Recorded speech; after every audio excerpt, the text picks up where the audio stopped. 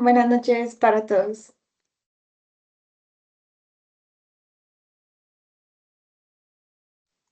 Buenas Buenas noches, profe. noches. Bueno, Buenas chicas, noches. buenas noches. Bueno, chicas, espero que se encuentren muy bien. Respecto pues al terremoto que se presentó ayer, ustedes que la mayoría son de acá, de Antioquia, o alguien es de por fuera.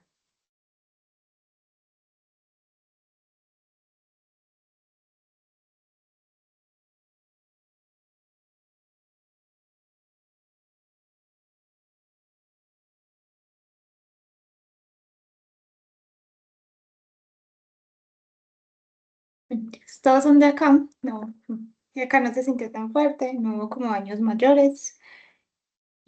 Pues, deseándole que todo esté muy bien y las familias también. Si se presenta alguna situación de que ustedes deban viajar, que tienen familias en otros lugares del país, lo ideal, chicos, ahí es que me cuenten que no van a poder asistir a estas sesiones, por ejemplo, de esta semana, por, pues, por el motivo del viaje y ahí esas faltas, chicos, no se tienen en cuenta.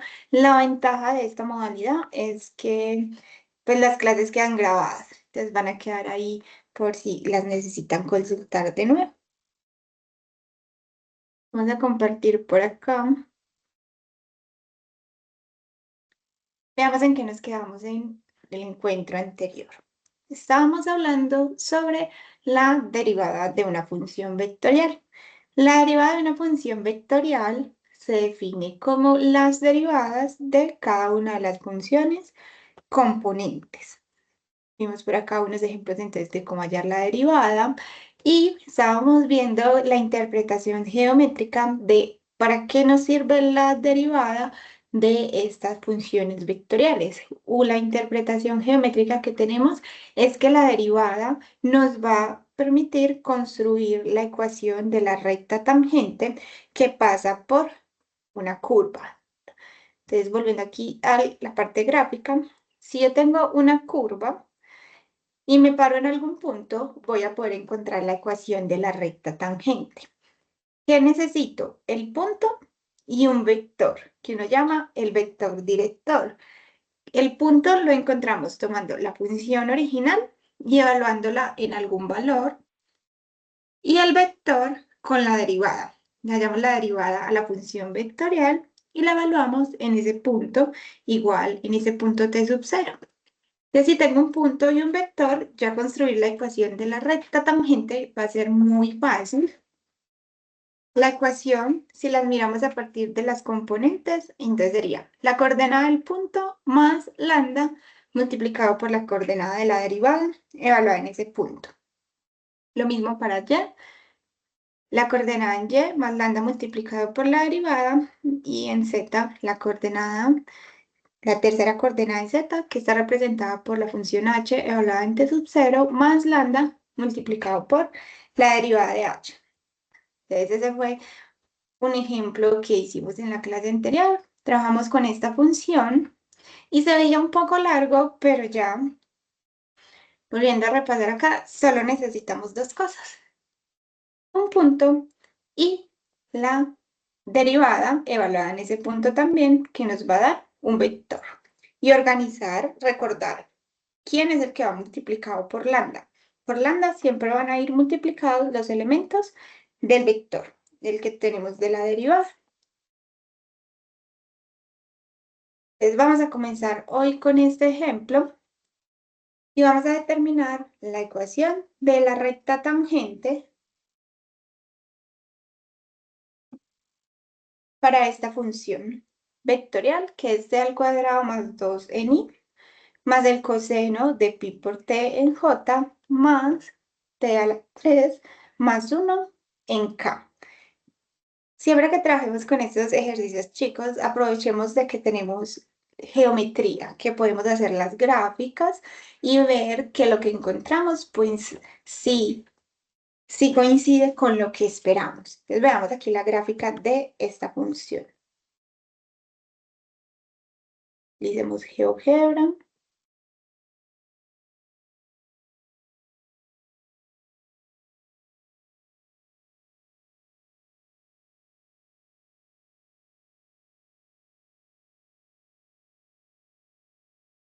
Quitemos este plano para que se vean mejor nuestros tres ejes. Y ahora sí, a ver qué se me olvidó por acá. T al cuadrado más 2, T a la 3 más aquí, T al cuadrado más 2 en X, coseno de pi por T en J,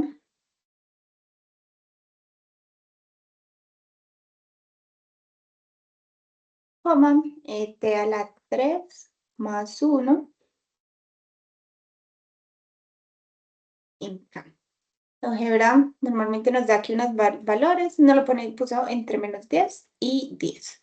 Entonces aquí vemos la gráfica de nuestra curva. Tiene esta forma en el espacio. Ahora sí, queremos encontrar la ecuación de la recta tangente en esta curva cuando t vale 1. Vamos a comenzar derivando esta función. ¿Quién sería entonces la derivada de nuestra función vectorial? Chicos, por aquí alguien tiene el micrófono abierto.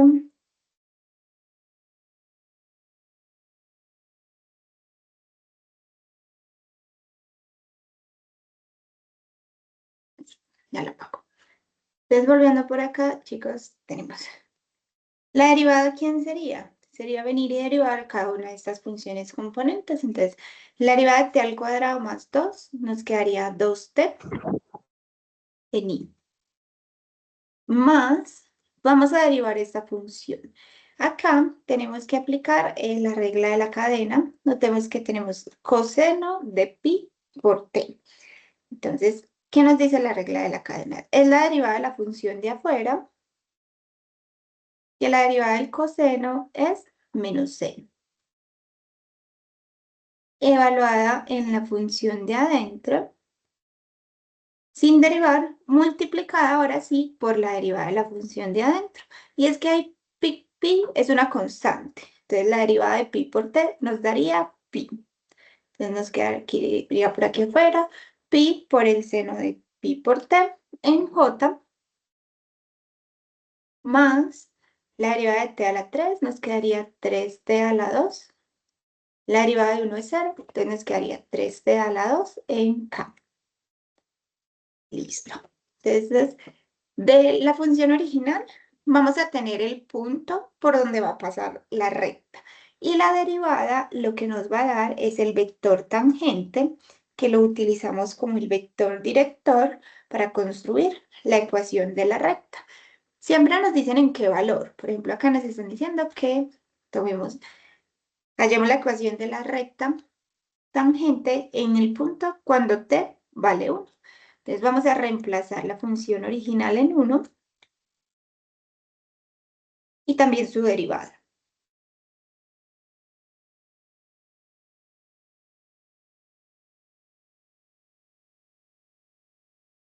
Y como les dije en el encuentro anterior, aquí importa mucho y nos ayuda mucho a resolver bien este ejercicio la notación. Entonces, cuando evaluemos la función original, vamos a poner así la notación entre paréntesis que nos va a representar el punto. Y cuando evaluemos la derivada, pongámosla entre estos dos símbolos que nos va a representar el vector. Entonces, ahora sí, encontremos primero el punto. Entonces, vamos a reemplazar t igual a 1 en cada una de estas ecuaciones. Entonces, nos quedaría 1 al cuadrado de 1 más 2. Por aquí nos quedaría 3, la primera coordenada. En j, coseno de pi. Recuerden poner siempre pi en radianes. ¿Y cuánto nos da coseno de pi?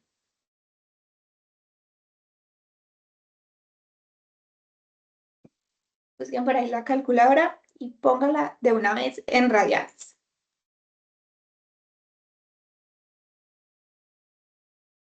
-1. ¿Menos 1 o 1? Menos 1. Coseno de pi nos va a quedar por acá menos 1. Y acá sí lo evaluamos en esta, en la original, t a la 3D sería 1 al cubo 1 más 1, 2.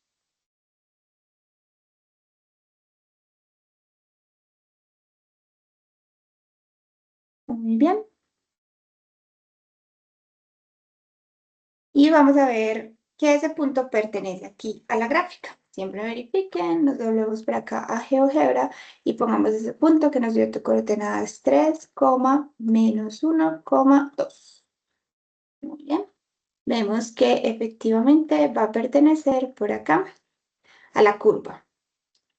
Si no es Profe, porque... una pregunta. Cuéntame.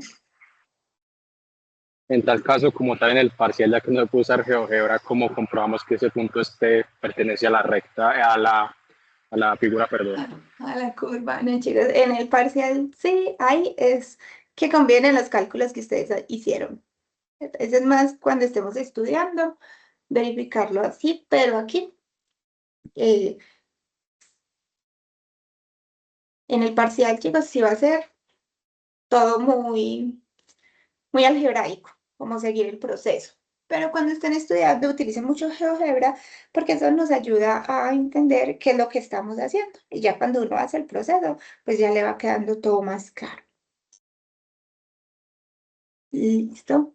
¿Qué más necesito para construir la ecuación de la recta tangente? Aparte del punto, necesito el vector director, que lo encontramos precisamente tomando este valor y reemplazándolo en la derivada.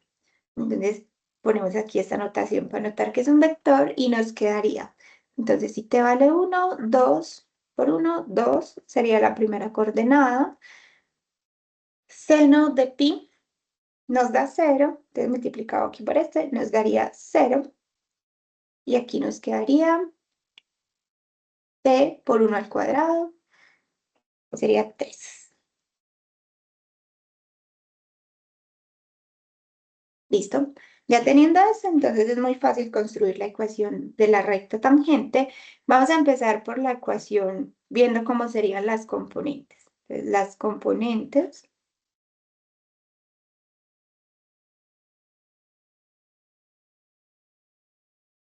de la ecuación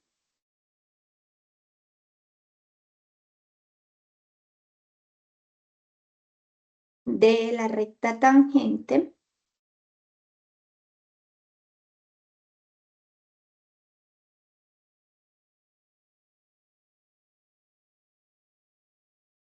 nos quedaría entonces de la siguiente forma. Entonces, en X es primero la coordenada del punto más la coordenada del vector director multiplicado por lambda. En Y, la segunda coordenada del punto más la coordenada del vector multiplicado por lambda, que aquí sería 0 por lambda, entonces que nos daría 0. Y en Z sería igual, la tercera coordenada del punto, que es 2, más 3 multiplicado por lambda. Entonces, por eso es importante como tener claro quién es el punto y quién es el vector, porque uno sabe que el vector es lo que multiplica por lambda. ¿Listo? Esas serían las componentes de la ecuación de la recta tangente y ya la ecuación vectorial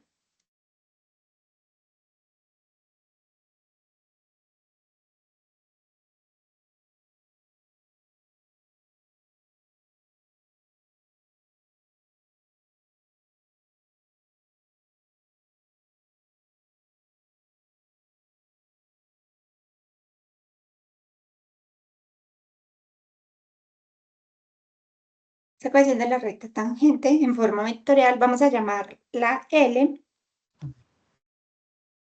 y aquí el parámetro es lambda. Entonces sería 3 más 2 lambda en I.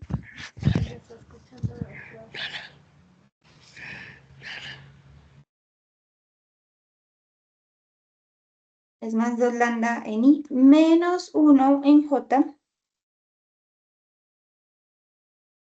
más 2 más 3 lambda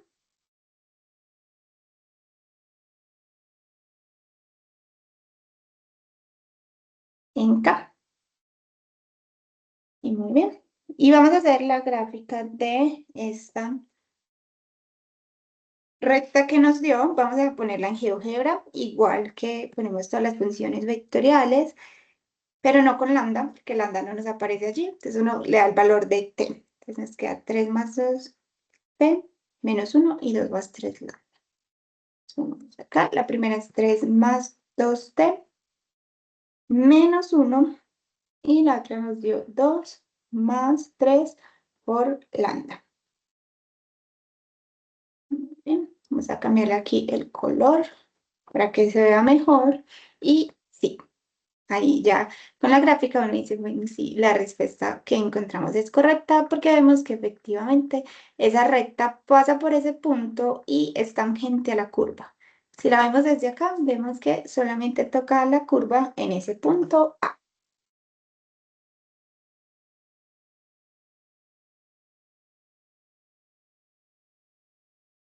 ¿Bien? Entonces, esta es la interpretación geométrica que tenemos para la derivada de una función vectorial. Si nos devolvemos a las funciones de una sola variable, con las derivadas podríamos hacer mucho. En particular, acá vamos a ver la interpretación geométrica y también la interpretación física de quién es la derivada de una función.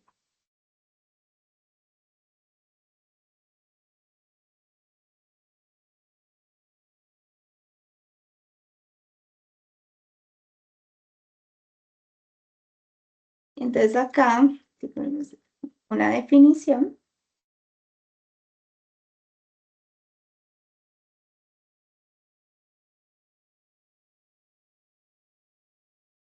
supongamos entonces que tengo una función vectorial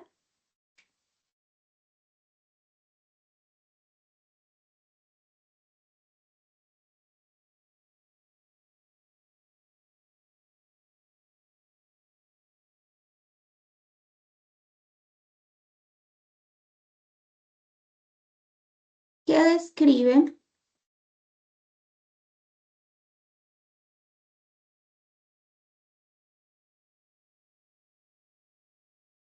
la posición de una partícula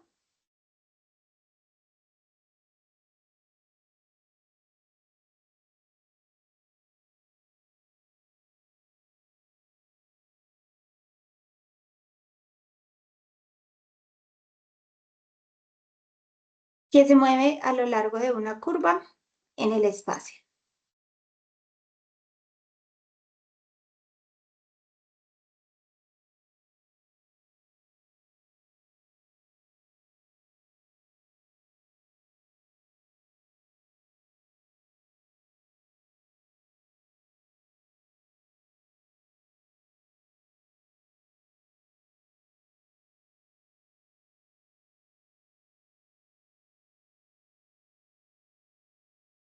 Toda partícula que se está moviendo en el espacio va dejando como un rastro.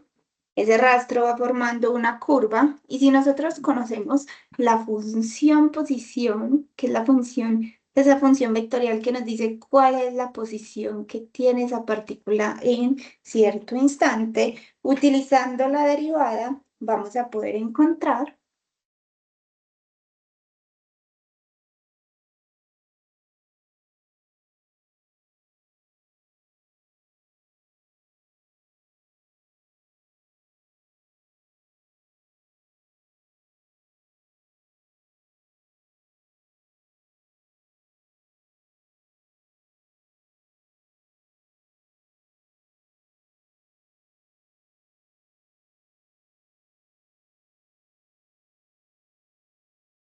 vamos a poder definir, por ejemplo, cuál es la velocidad de la partícula.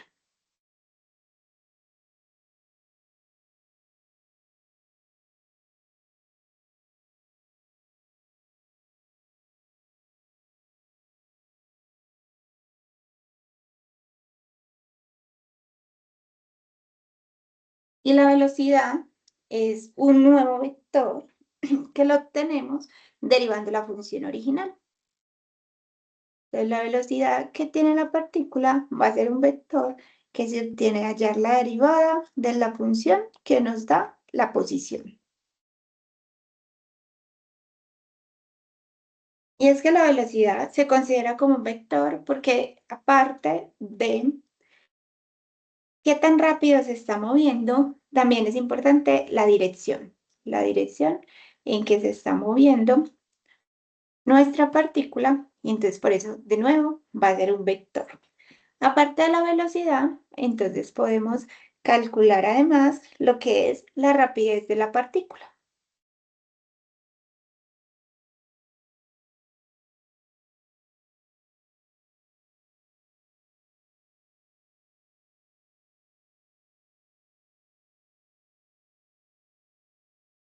Que la rapidez de la partícula, eso sí es qué tan rápido se mueve. No importa en qué dirección se esté moviendo, sino qué tan rápido y precisamente eso se define como la magnitud de la velocidad. Entonces, la rapidez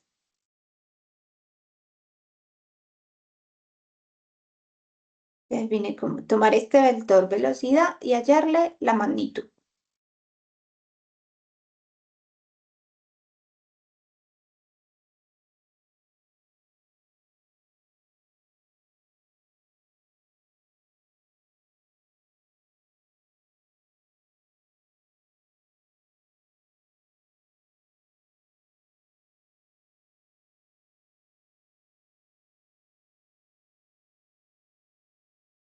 Bien, y también vamos a poder calcular lo que es la aceleración de la partícula.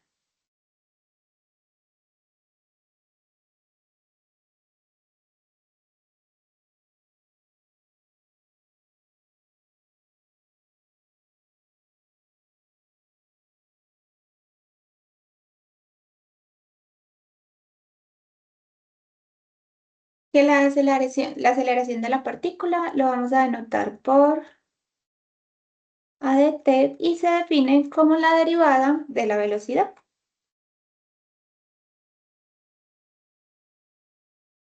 Pero recordemos que la velocidad era la derivada de nuestra función posición, por tanto la aceleración también se denota como la segunda derivada de nuestra función posición.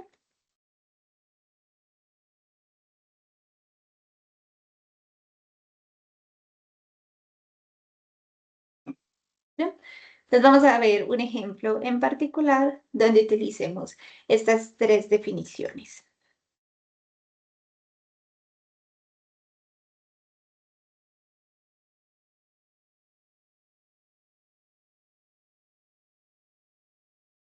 Entonces consideremos la función vectorial r de t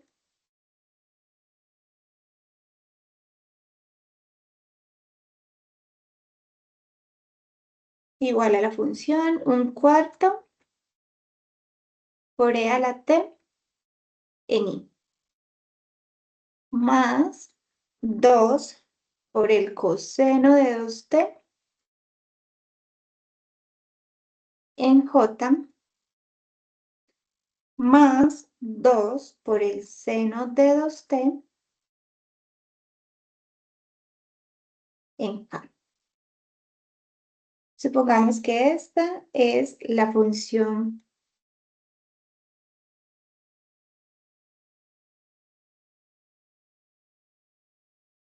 que nos da la posición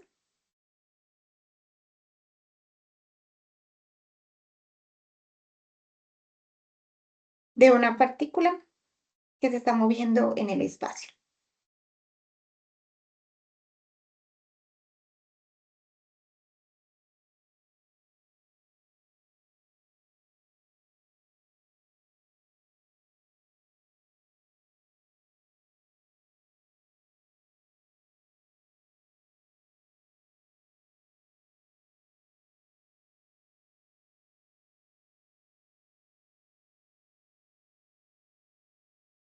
Muy bien, entonces vamos a calcular para esta las tres definiciones anteriores. ¿Quién sería la velocidad? ¿Quién sería la magnitud?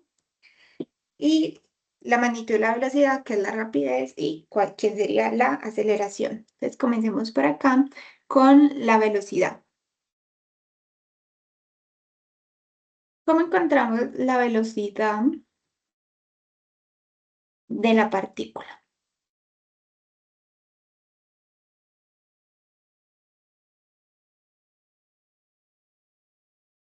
Entonces, por definición, en cualquier tiempo t, la velocidad de la partícula se encuentra derivando nuestra función original. Entonces, la velocidad va a ser la derivada de esa función posición. Que sabemos que derivar esa función vectorial r de t es simplemente venir a derivar cada una de las funciones componentes. Entonces, por acá, chicos. Empecemos con esto. ¿Quién sería la derivada de un cuarto multiplicado por e a la t?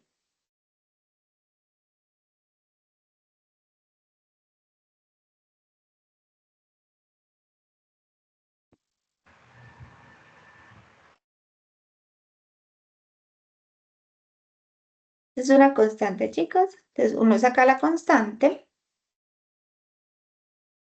¿Y quién es la derivada de e a la t?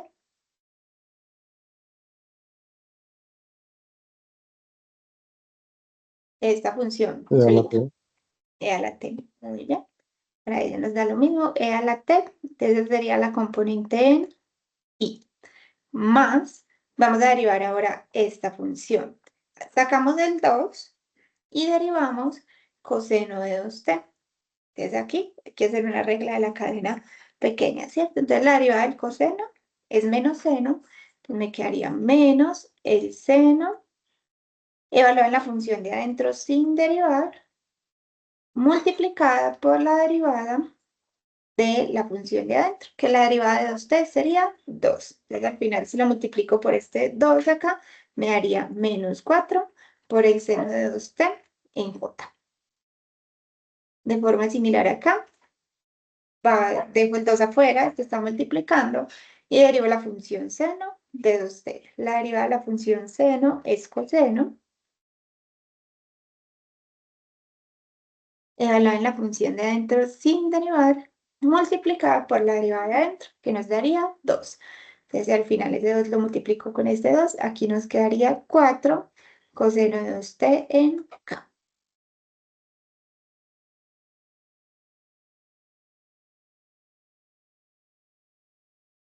Vamos primero a calcular la aceleración y luego calculamos la rapidez. Entonces, la aceleración de la partícula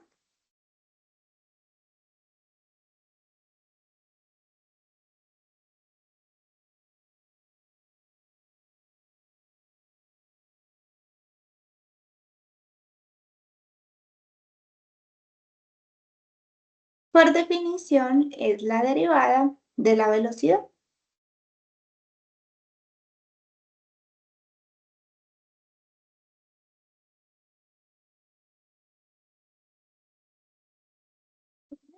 Sabemos que es venir y derivar cada una de estas funciones componentes que nos quedó acá de la velocidad. La derivada de esta no cambia, es un cuarto sobre un cuarto por e a la t. Acá de nuevo aplicamos esa regla de la cadena. Entonces, la derivada del seno es coseno de 2t multiplicado por 2 me quedaría menos 8 por el seno de 2t en j. Bueno, entonces aquí me faltó en i. Profe, Cuenta, profe, cuenta. menos 8 coseno de 2t. Ahí sí, gracias, no derivé. Ajá, gracias. Organizémosla acá. Me quedaría menos 8 coseno de 2t en j.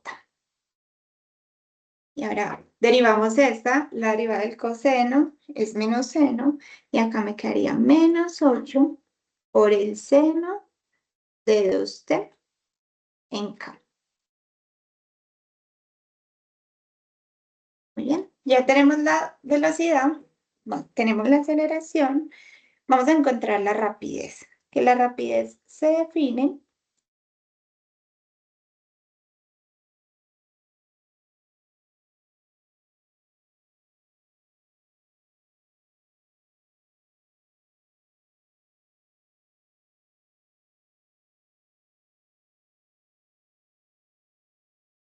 como la magnitud de la velocidad. Entonces, vamos a poner por acá. la magnitud de nuestra velocidad, que ese es un vector, y recordemos cómo hallamos la magnitud de un vector.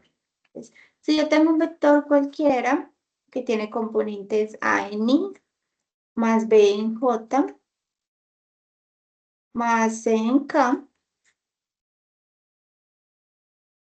la magnitud del vector va a ser igual a la raíz cuadrada de la suma de las componentes del vector elevado al cuadrado. Entonces me quedaría A al cuadrado más B al cuadrado más C al cuadrado. Entonces vamos a utilizar esa fórmula para nuestra función vectorial velocidad.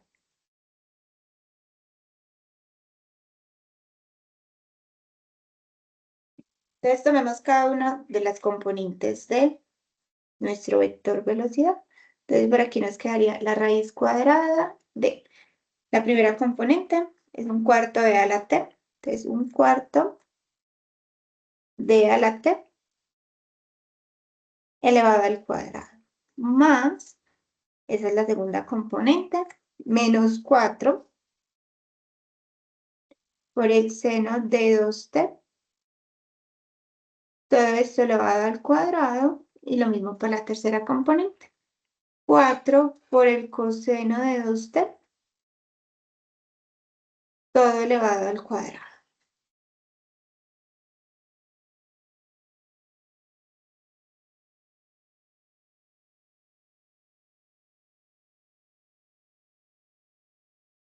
Muy bien. Entonces acá, pues digamos que uno lo podría dejar así, pero este queda muy largo y uno siempre busca que estas expresiones las podamos simplificar al máximo.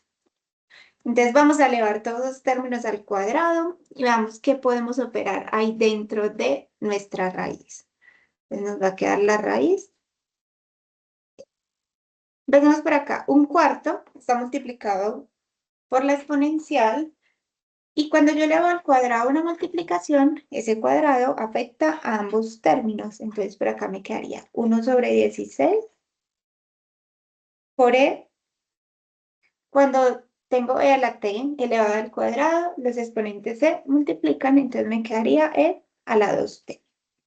Más, acá tengo el menos 4 elevado al cuadrado nos da 16 positivo, multiplicado por el seno al cuadrado de 2t. Más, acá también tengo 4 elevado al cuadrado, me quedaría 16 por el coseno al cuadrado de 2t.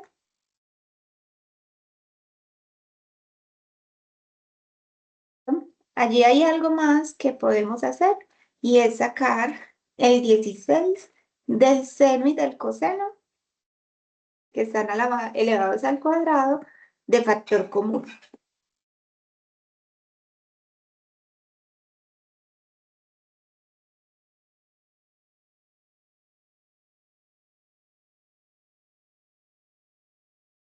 Entonces por acá nos va a quedar este igual 1 sobre 16 por elevado a la 2t más.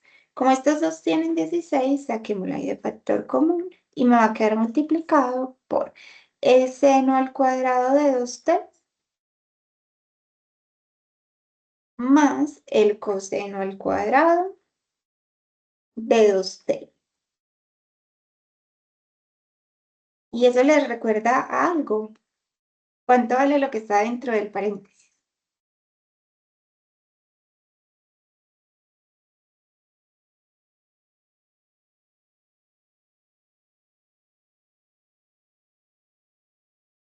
Y recordamos mucho esta identidad porque esto nos va a aparecer mucho, chicos, y es seno al cuadrado. 1. Exacto, muy bien.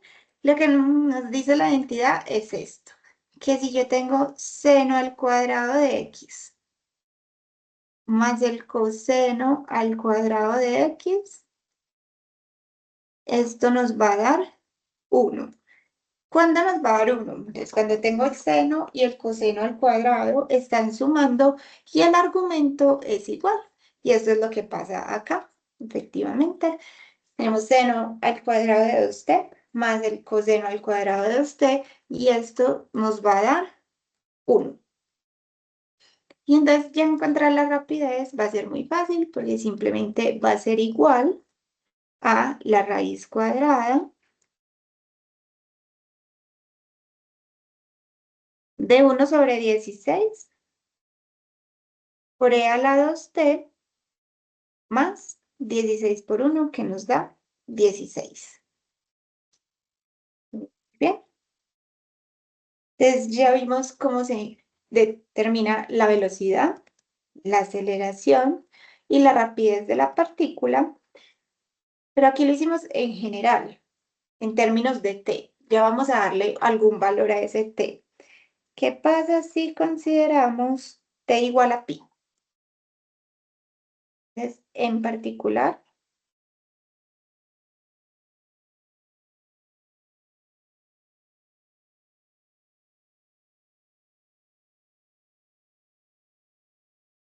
para t igual a pi,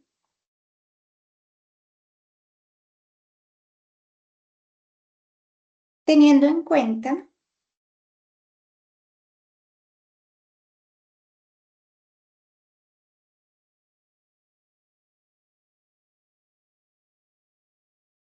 que seno de 2pi vale 0,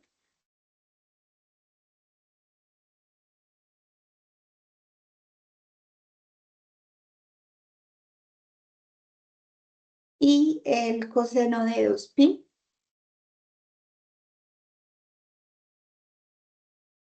es igual a 1, tenemos lo siguiente. Es ¿cuánto valdría la velocidad de la partícula cuando t vale pi? Es venir por acá a la fórmula que teníamos de la velocidad, que es esta que tenemos por acá, y reemplazar entonces t por pi. Aquí nos quedaría un cuarto de a la pi en i. Seno de 2pi vale 0, la coordenada en j sería 0, y coseno de 2pi vale 1, entonces aquí nos quedaría 4 en k.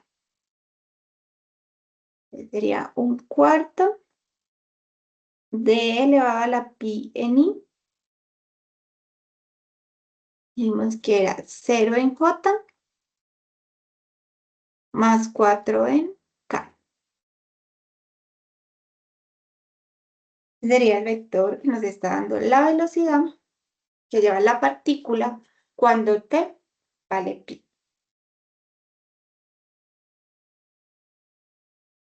Esto, chicos, que tenemos acá es un número. Veamos cuánto nos da. Lo podemos dejar así expresado o lo podemos dejar también, llevarlo a la forma decimal. Vamos a buscar por acá una calculadora.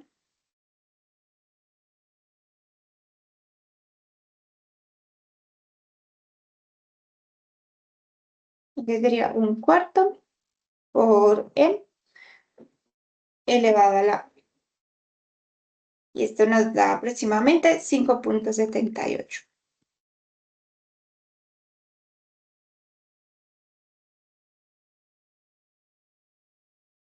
Bien.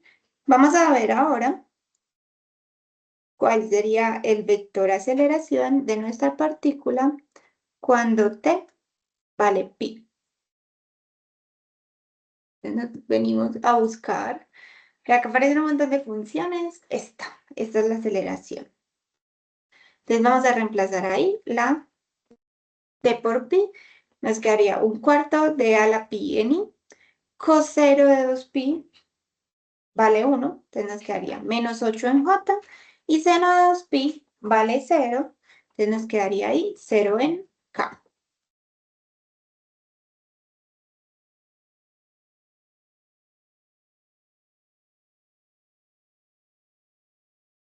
Menos 8 en j más 0 en k.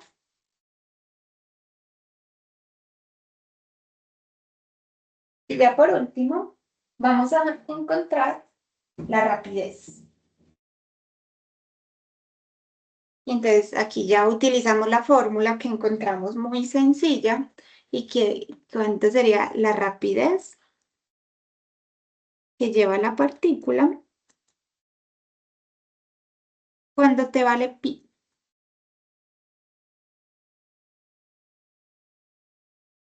Entonces aquí la rapidez sería la raíz cuadrada, es esto mismo, simplemente vamos a reemplazar la t por pi.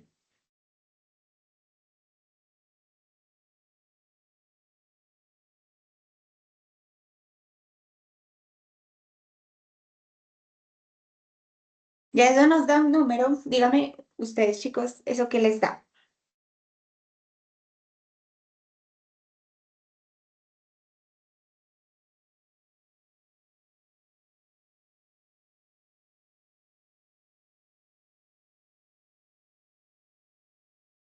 $7.033. Ujú. Muy bien, eso nos da aproximadamente 7.03. Eso nos dice qué tan rápido se está moviendo la partícula. No vamos a ponerle aquí unidades, pero lo que sí debemos de entender es qué es vector y qué es un número. Entonces, vectores son la velocidad y la aceleración, porque aparte de la magnitud nos interesa saber en la dirección que se está moviendo. Pero ya cuando hablamos de la rapidez es qué tan rápido se está moviendo. Y aquí 7.03 puede ser segundos por metro, bueno, metros por segundo, kilómetros por hora, ya depende. Cuando ustedes estén trabajando con esos problemas físicos, ya ahí sí les van a dar una unidad. Bien, chicos. Entonces, esas dos son las dos propiedades principales que tenemos para la derivada y que seguida de derivadas en el estudio de esas funciones.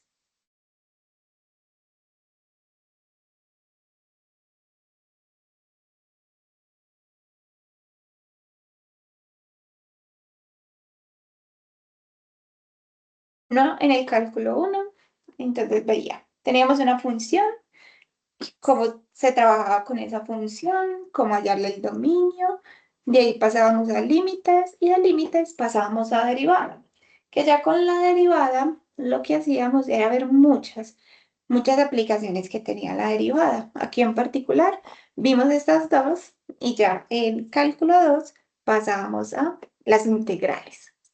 Entonces vamos a definir por acá cómo serían las integrales de estas funciones vectoriales.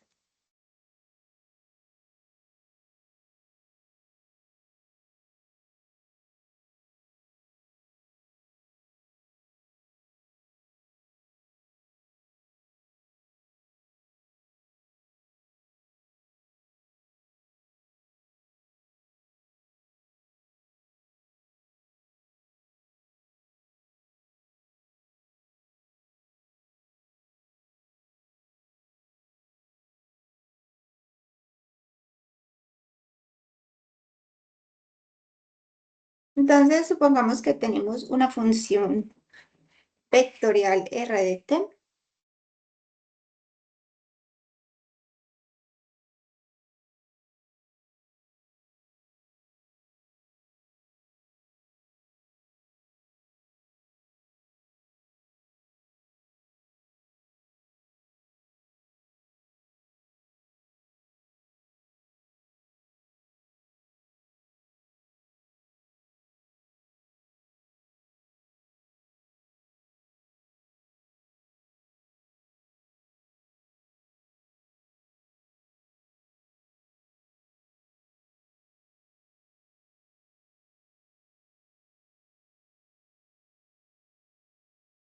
Entonces, por acá, chicos, supongamos que tengo una función vectorial R de t, la integral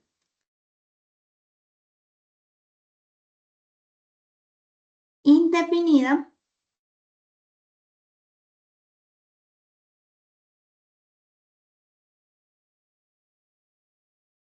de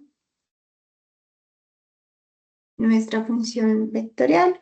La vamos a denotar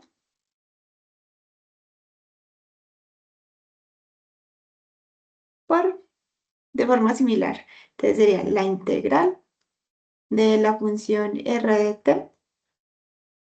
Y aquí solo tenemos una variable, entonces lo multiplicamos por el diferencial de esa variable, que es t. Y esta está dada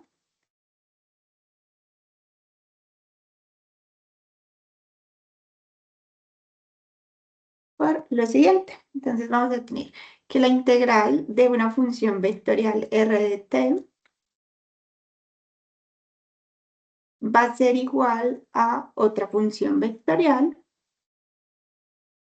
que la denotamos r de t mayúscula más un vector que va a ser un vector de constantes c. ¿Quién era esta función que uno encontraba después de integrar? Es lo que uno llamaba la antiderivada. Es donde esta otra función vectorial r de t es la antiderivada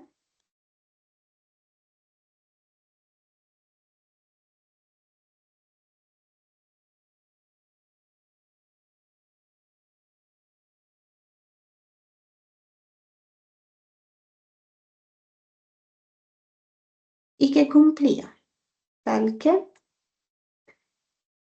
si yo tomaba esta función y la derivaba, iba a tener como resultado nuestra función r de t. Por eso se llama la antiderivada.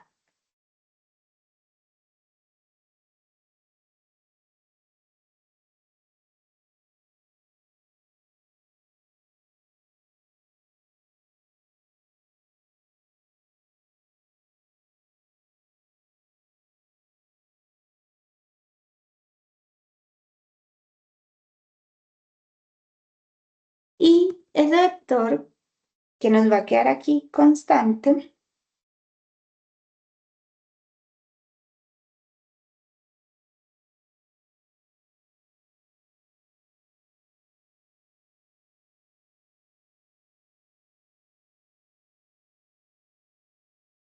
ese vector se va a formar con todas las constantes que nosotros encontremos cuando derivamos. Porque recuerden que cuando tenemos una integral indefinida, es decir, que acá no tenemos límites de integración, entonces tenemos que sumarle siempre una constante después de integrar.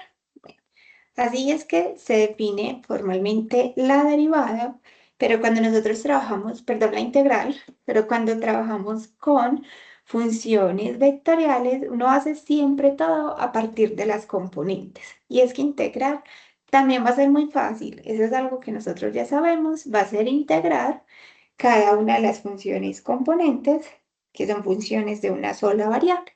Entonces, si trabajamos con las componentes,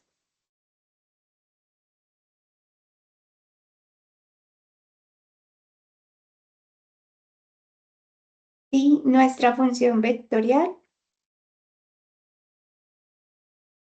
es igual a la función f de t en i más g de t en j más h de t en k.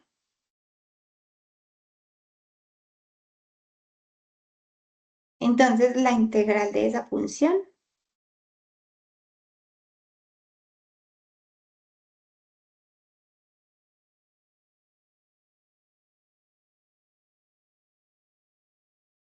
va a ser simplemente la integral de cada una de las funciones componentes. Entonces, nos va a quedar por acá la integral de f de t por el diferencial de t en i más la integral de g de t por el diferencial de t en j más la integral de h de t por el diferencial de t en k. ¿Bien? Entonces, ¿qué necesitamos acá? Por el momento necesitamos tener muy claro cómo encontrar algunas integrales, en particular, integrales de funciones trigonométricas, las principales, seno, coseno, tangente, También integrales pues, de funciones algebraicas, exponenciales, logaritmos, y vamos a utilizar un método, uno de los métodos que veíamos de integración, que es integración por sustitución. Ese es el único que vamos a utilizar. No vamos a utilizar los otros que era integral por partes, ni tampoco fracciones parciales, todos los otros métodos que habían para integrar, ¿no? Pero sustitución sí hay que tenerlo muy, muy claro. ¿Bien? Entonces practiquemos por acá estas integrales y vamos a encontrar la integral de esta función vectorial.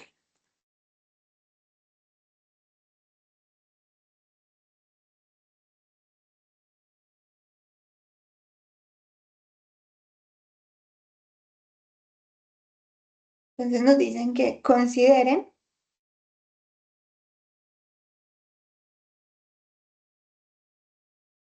la función vectorial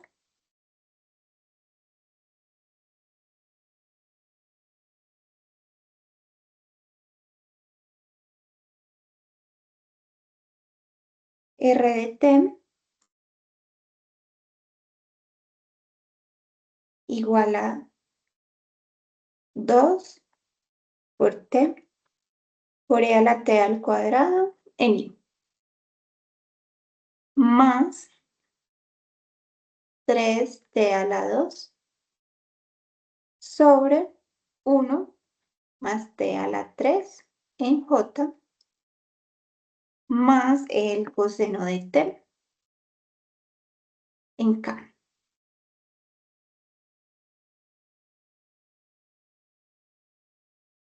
¿Quién sería entonces la integral de nuestra función vectorial?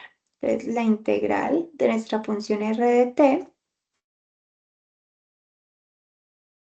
se define como la función vectorial que nos queda de hacer la integral de esta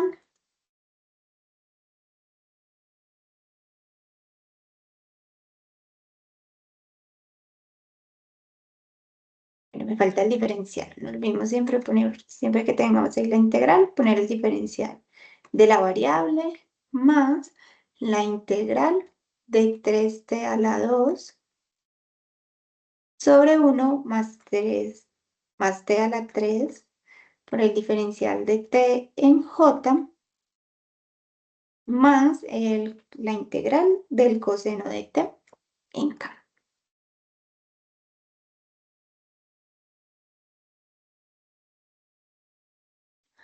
Muy bien, entonces aquí ya caemos en un terreno conocido porque nosotros ya sabemos integrar esas funciones.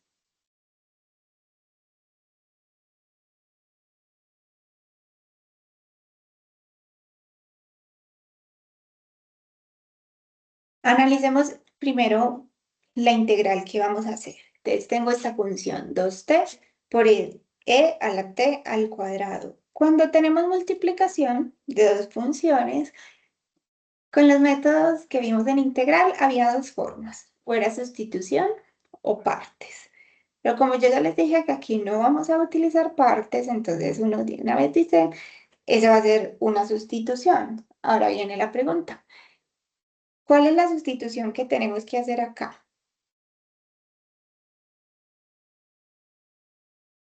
Tomamos u igual a ¿qué? A t cuadrado. Ujú, muy bien. Exacto, esa es la sustitución ideal que tenemos que hacer allí. Vamos a decir que u va a ser igual a t al cuadrado. Por tanto, la derivada de u sería igual. La derivada de t al cuadrado sería 2t multiplicado por el diferencial de t. Y entonces acá, el propósito siempre de hacer sustitución es que nos quede una integral muy sencilla de resolver. Y si nosotros reemplazamos acá, notemos que 2t por el diferencial de t es precisamente el diferencial de u. Y entonces tendríamos que esa integral sería lo mismo que tener la integral de a la u por el d de u. Y esa integral, pues es muy fácil, ¿cierto? Nos da lo mismo. Y siempre que nosotros apliquemos sustitución, tenemos que devolvernos porque la integral inicial estaba en términos de t, entonces la respuesta también la tenemos que dar en términos de t. Entonces, por tanto, acá nos quedaría esta integral sería e elevado a la t al cuadrado, y ahí sí agreguemos la constante que siempre hay que agregar cuando integramos indefinidamente. Entonces, llamémoslo, sumémoslo aquí por una constante c sub 1. Muy bien. Vámonos a esta integral que tenemos por acá. Esa también se resuelve con una sustitución. Vamos a decir que u va a ser igual a 1 más t a la 3. La derivada de u nos daría, la derivada de 1 es 0, la derivada de t a la 3 es 3t a la 2 por el diferencial de t.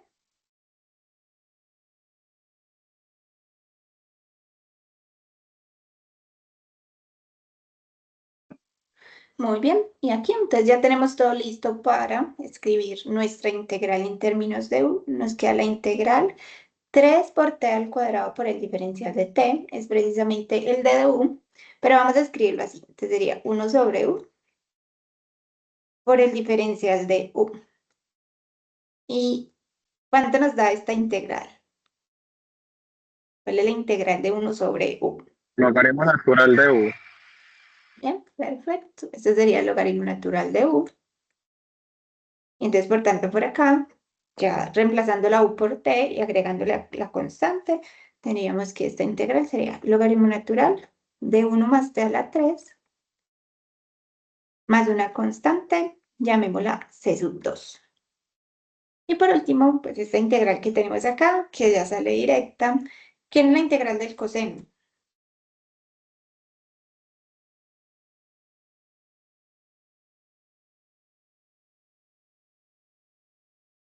Seno.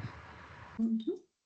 Muy bien, seno positivo, ¿cierto? Con esas, uno lo que recuerda es la definición, la integral. No busca, la integral del coseno es una función que al derivarla me da coseno. ¿Quién va a ser? La función seno.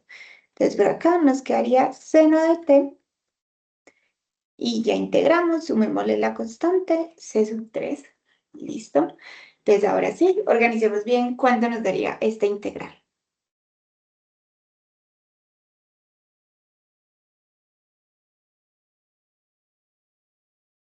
Entonces, la integral de nuestra función vectorial es igual a e a la t al cuadrado más una constante c sub 1 en más logaritmo natural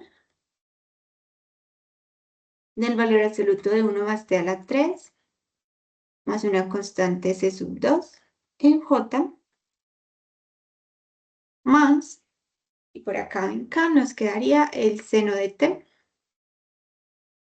más otra constante c sub 3 en k. ¿Bien? La podríamos dejar así, sin embargo, para que la expresión de esa integral nos quede lo más sencilla posible, lo que uno hace es sacar todas esas constantes y escribirlo como un vector.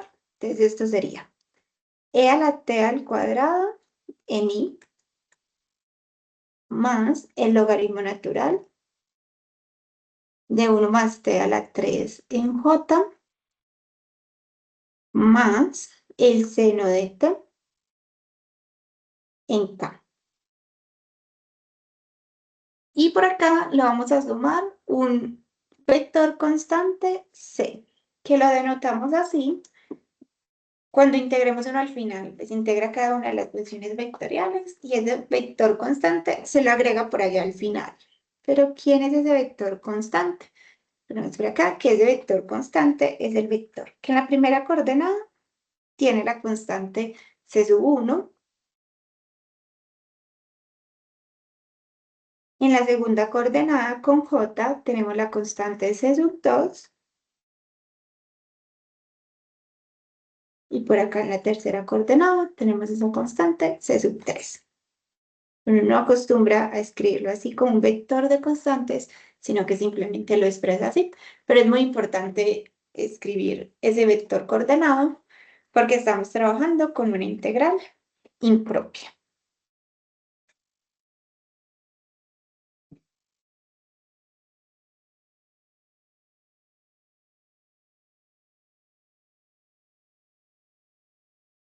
De forma similar, podemos definir cómo serían las integrales definidas.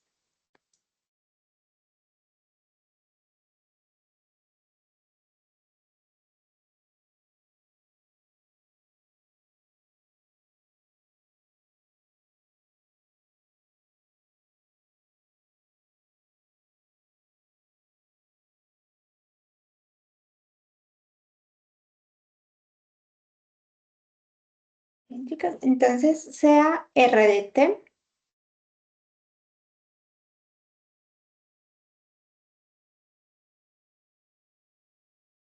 una función vectorial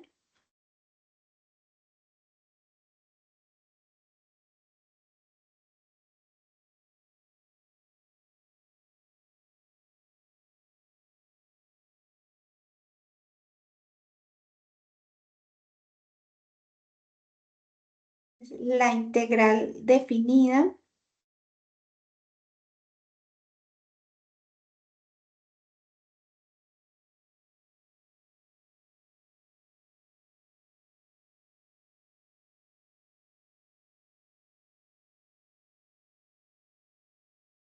de esa función vectorial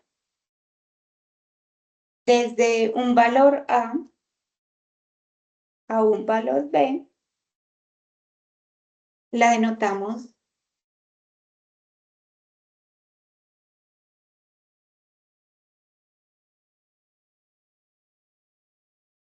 de la siguiente manera. Entonces sería la integral, aquí ya tenemos límites de integración desde a hasta b de nuestra función vectorial por el diferencial de t. Vamos a denotar de esta forma y está dada por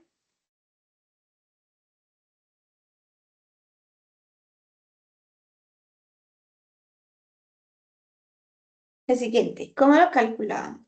Es la integral desde a hasta b de nuestra función vectorial por el diferencial de t va a ser igual a la antiderivada evaluada en el número de arriba menos la antiderivada evaluada en el límite inferior de abajo. Este límite de acá inferior a.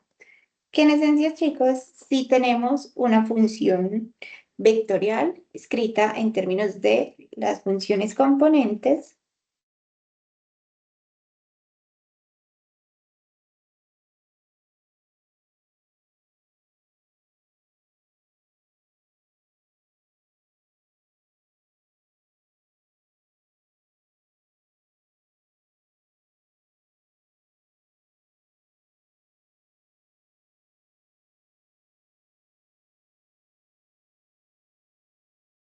entonces la integral desde a hasta b de nuestra función vectorial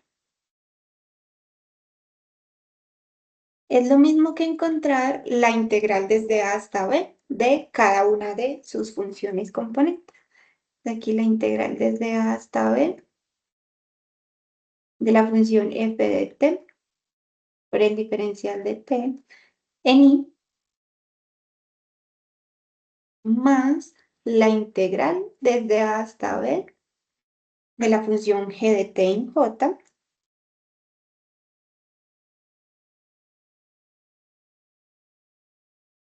más la integral desde a hasta b de la función h de t en k.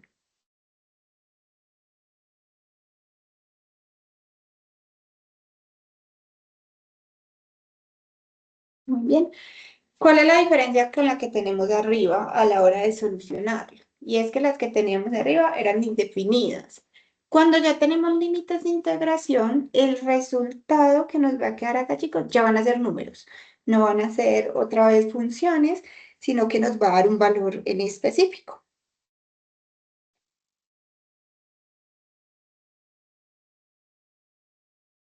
Entonces, por ejemplo,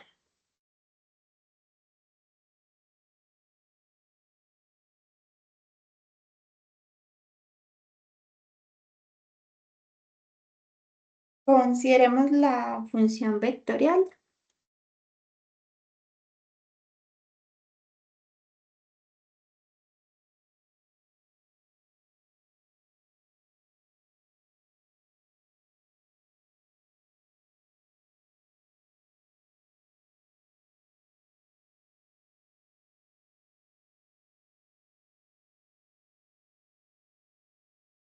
R de t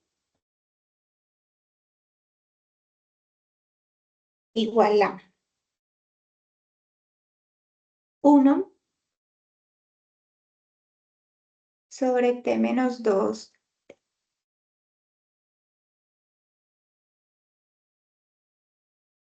en i más 4 por t a la 3 en j más pi por el seno de pi por t en k. Y vamos a calcular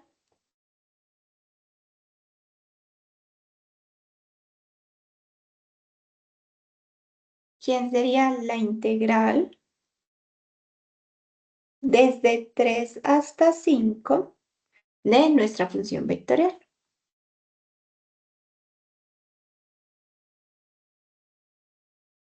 Entonces esto nos lleva a encontrar la integral de esas tres funciones componentes.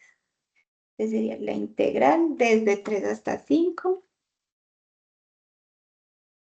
de la función 1 sobre t menos 2 por el diferencial de t en i, más la integral desde 3 hasta 5 de 4 por t a la 3 en j, diferencial, por el diferencial de t en j, más la integral desde 3 hasta 5 de pi por el seno de pi por t, por el diferencial de t en k. ¿Listo? Resolvamos cada una de esas integrales y evaluemos en los límites de integración.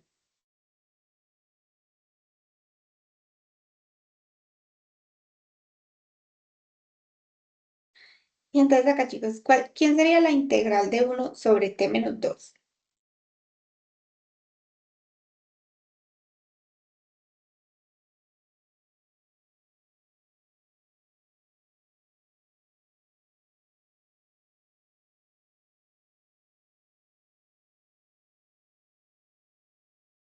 Sería por acá. Uno estaría muy tentado como hacer una sustitución pequeñita, que sería decir que u es igual a t menos 2, que la derivada de t sería el diferencial de t, y entonces eso va a quedar un logaritmo natural. Entonces acá, la integral de 1 sobre t a las 2 sobre t menos 2 nos queda el logaritmo natural de t menos 2. Y esto lo vamos a evaluar entre 3 y 5. Ahorita lo evaluamos. Ahora por acá, más esta. Esa es una integral algebraica. Saco el 4 y la integral de t a la 3 es t a la 4 sobre 4. Entonces se me cancela con este 4 y al final me va a quedar t a la 4 evaluado entre 3 y 5 en j. Y para esta que tenemos acá, tengo que hacer también una sustitución pequeña, que sería decir que u sería igual a pi por t. La derivada de u sería igual, pi es una constante, la derivada de t es 1, entonces nos quedaría pi por el diferencial de t Y listo, ya tendríamos ahí el seno de u. ¿Cierto? Podríamos escribir esta integral como el seno de u. La integral del seno es menos coseno.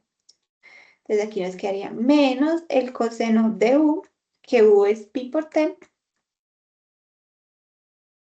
Y esto lo vamos a evaluar entre 3 y 5. Muy bien. Y esa sería entonces la componente en K. Entonces ya reemplacemos por acá. Se recuerden que es el de arriba menos el de abajo. Entonces aquí me quedaría el logaritmo natural. Si reemplazo la t por 5, 5 menos 2 me daría 3. Menos el logaritmo natural de 3 menos 2, 1. Eso sería en I.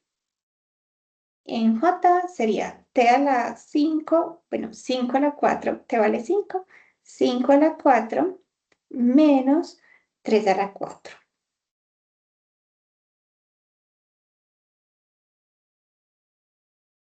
Y por aquí en K nos quedaría coseno de 5pi. Tenemos este menos aquí afuera. Coseno de 5 multiplicado por pi menos el coseno de 3pi.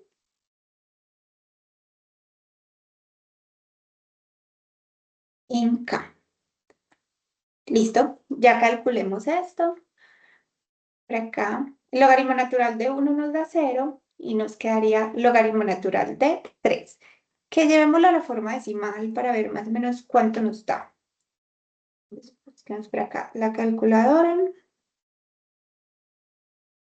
Logaritmo natural de 3. Nos da aproximadamente 1.09.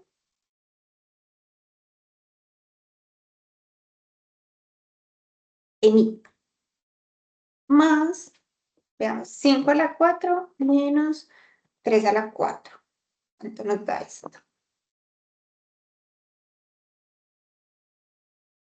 Esto nos da 544 en J.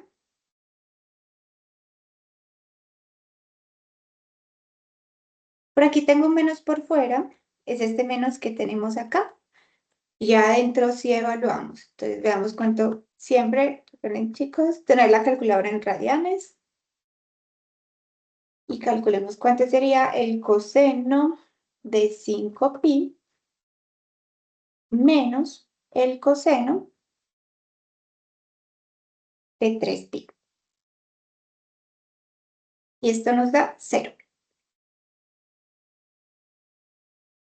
Menos 0 en K. Y listo, aquí ya terminamos. Encontramos cómo serían las coordenadas de encontrar la integral definida desde 3 hasta 5 de nuestra función vectorial. Bueno, chicos, creo que voy muy rápido. Pregúntenme más cosas. Pregúntenme más cosas acá. ¿Cómo les ha ido con el taller? ¿Ya han visto el taller?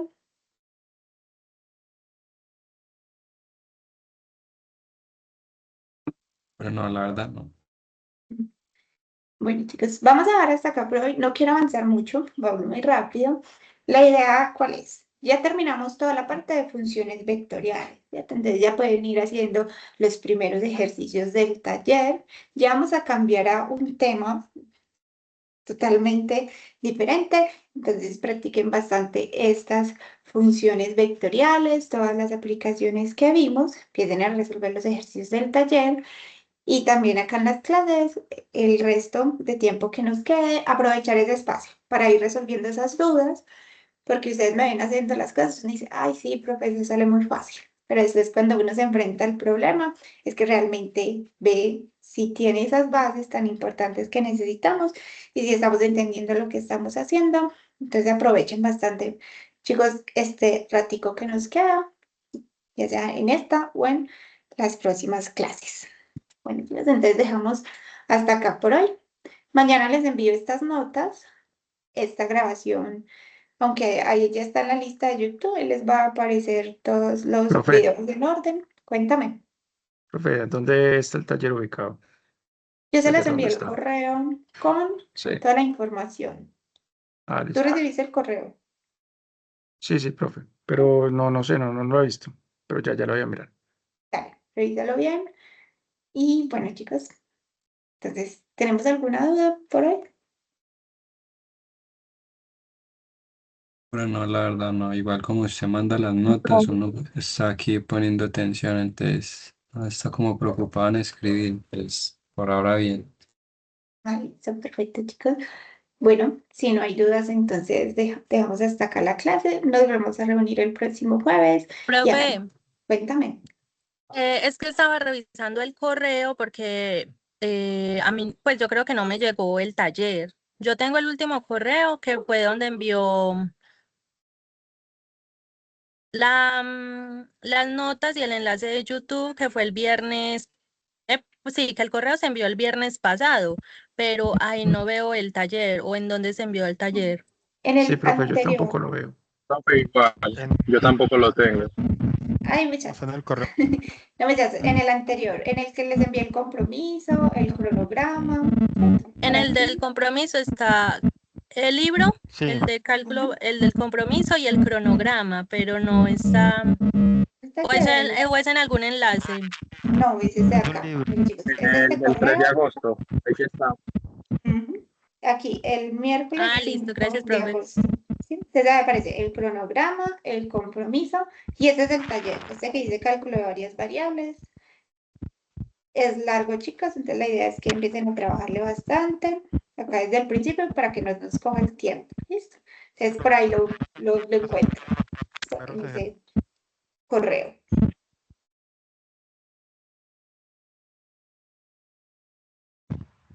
Uy, chicos, ahora sí. Feliz noche para todos, que descansen. Hasta Profe, luego. Cuéntame. Igualmente, pues, ese hasta taller luego. es entregable. No, ese taller es para que estudien y se preparen muy bien para el parcial. Ahí están todos los Ah, temas del listo. primer parcial. Entonces, si ustedes hacen ese taller a conciencia, con seguridad en el parcial, les va a ir muy bien. No van a salir exactamente los mismos puntos, pero van a tener todas las herramientas para resolver el parcial. ¿Listo? Vale, muchas gracias. Bueno, con gusto. Gracias, profe. Hasta luego, Chao. Y gracias. también, hasta luego. Gracias, profe. Hasta Chao. luego. Muchas gracias. Hasta luego.